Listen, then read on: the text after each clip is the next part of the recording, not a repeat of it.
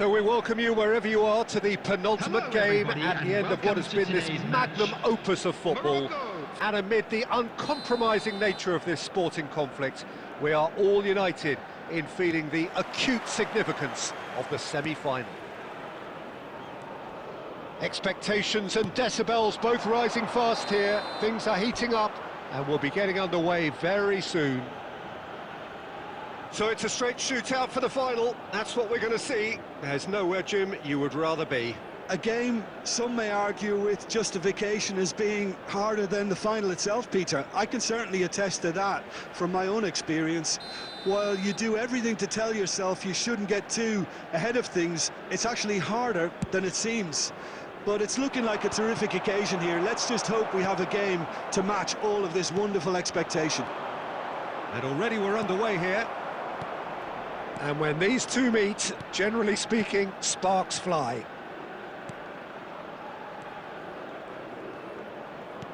Tries to pass it through. Mazraoui kept his eye on it, and he's there. Aguirre clears. Boudaoui knocks it into space. Adli. Oh, facing up to his adversary, this is a formidable matchup. The pressing's intense, and it's paid off. So, Jim, who would you identify as the key man in this fixture? Well, someone I see as a great defensive midfielder is this guy, Benacer. At 5'9", Peter, he might not seem the biggest, but he does have a knack of winning duels against much bigger opponents. And you can't fault his awareness and his decision-making, which are usually spot on. This guy rarely gets caught out. Yeah, I'd have picked him too. No doubt the fans feel much the same way. Can he get on the end of this? And he welcomes it in. Oh, important interception. Yeah, the crowd have tried to spark some excitement, but to no avail. This needs something explosive.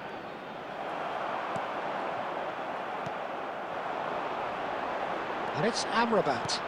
And that pass just didn't quite work. Possession football, Jim, we're seeing plenty of it. What is it, though, that really makes it work? Well, for me, what makes it work is the fact that everyone in this team has the courage to show for the ball. You can't shy away from it. You can't hide. You have to front up in a setup like this, and everyone is doing just that. You make it sound so simple. Benacer. Now it's Aouar. Engages and forces him off the ball. Benrahma. Now, can they get him away? That has been cut short. So still we are where we began. It's 0-0. And he's found a way past. Guiri. Chance, surely! There's a goal! There was to be only one outcome. Peter, I can tell you, that was nothing short of a cold-blooded execution. The goal scorer for Algeria after 40 minutes is number 11. So we have had the first significant moment. It is 1-0.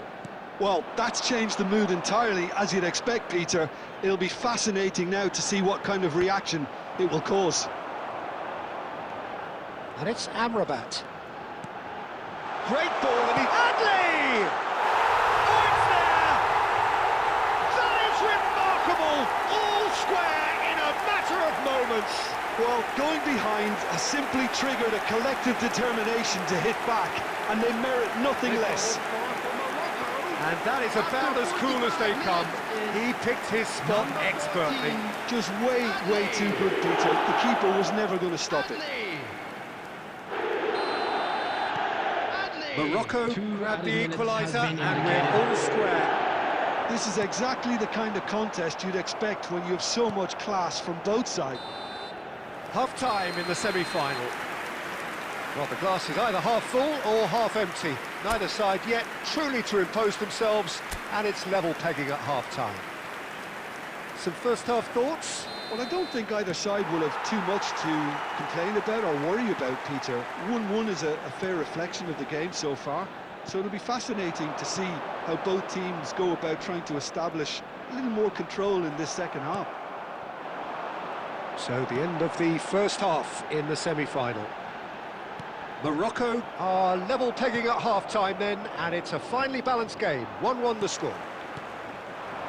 And we're already back up. Shapes to shoot! Goal! Morocco! And the game is well and truly turned on its head. You don't keep those outs. He knew, he just knew. Well, it's one of those, Peter, when you've got to take your hat off and just say, too good. Number 20.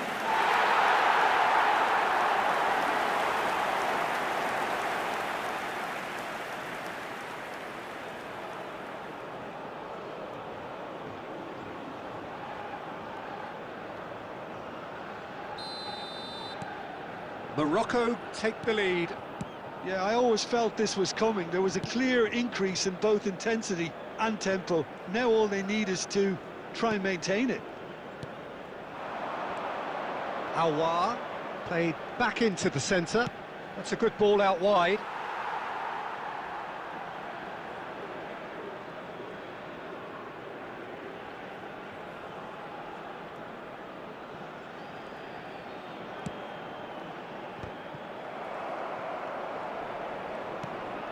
Amrabat spots it and intercepts. Well, that is one way to stop him. Almost an hour gone. Oh, he's burst through! Well, that is good. Super running, sharp movement. Came up against a defender, though, who was ever so determined. Now it's Benrahma. Well, now here's a good battle, bicep to bicep. Cross flung in towards the middle. He's cut it out.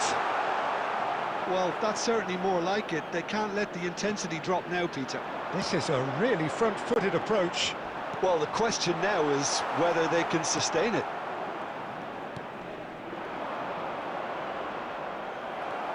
Mazraoui. Now it's En-Nesyri. Morocco have kept their powder dry on the substitution front so far. Could that be about to change? It's about risk-taking and boldness now. Are we going to see any activity from the bench? Cross goes in there. That should be the goalkeepers, and it is. I think the message here is quite clear, Peter. They want another one and will seemingly keep going until they get it.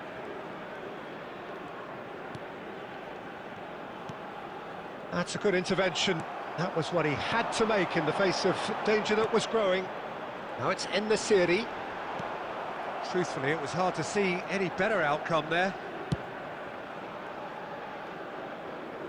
It'll be a throw-in.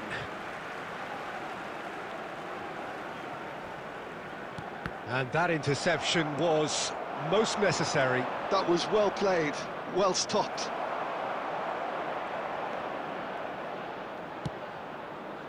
Algeria really can only do one thing now, Peter. Get the ball up front, make sure it sticks, and sustain some pressure. That is good alertness. Bensebaini. Well, they shouldn't be dawdling at this stage. They need to get the ball in the mixer and quickly. Amrabat calmly anticipates.